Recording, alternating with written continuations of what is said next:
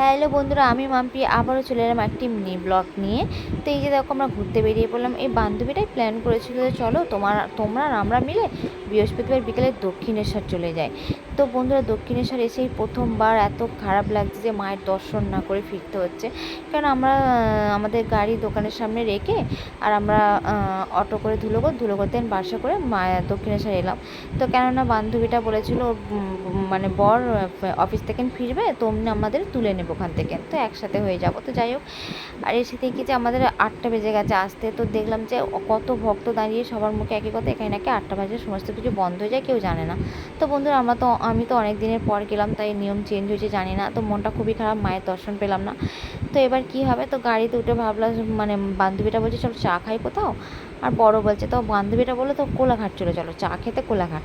তো আমার বড় বললো কোলাঘাট যাবো শুধু চা খাওয়ার জন্য, চলো রাতের ডিনারটাই সেরে আসবো।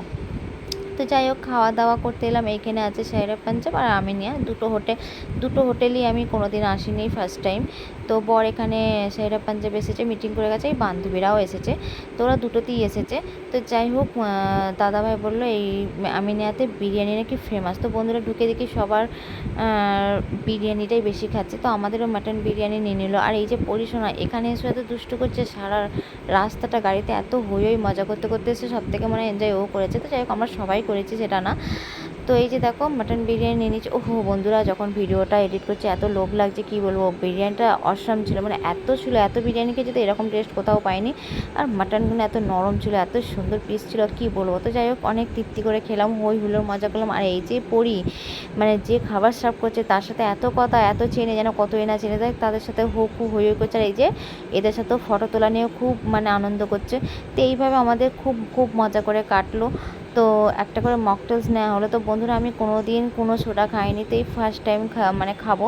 তো এই পৃথিবীতে মনে একজন আছে, সে মনে কোনো সোডা খায় না। তো যাই হোক, সবাই বলে খেলে হজম হয়, আমার যেন খেতে বেশি গাটা গোলাচ্ছিল।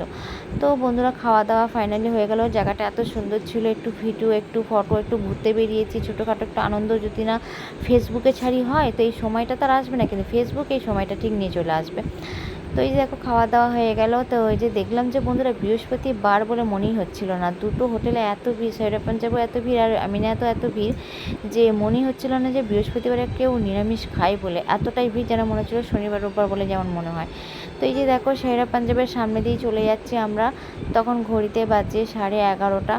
তো আমরা সবাই মিলে বলতে বলতে যাচ্ছি, চিন্তা নেই, নেক্সট দিন একদিন যে কোনো একদিন আমরা তোমার এখানে চলে আসবো, সাহেরা পাঞ্জাবে চলে আসবো। তো যাই হোক, ফাইনালি অনেক রাত হয়ে গেল। তো আজকের ভিডিওটা এইটুকু, টাটা।